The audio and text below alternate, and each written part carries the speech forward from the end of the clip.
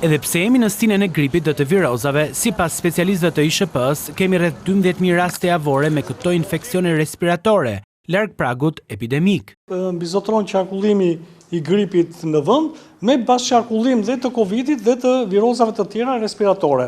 Theksojmë që është një situatë normale, e zakonshme dhe e pritshme për stinën, megjithëse ka filluar një trend në rritje, qoftë i rasteve të gripit, qoftë edhe e i numrit të rasteve me infeksione respiratore të sipërme dhe të poshtme. Janë rreth 12.000 raste me këto infeksione respiratore, por jemi shumë larg pragut epidemik.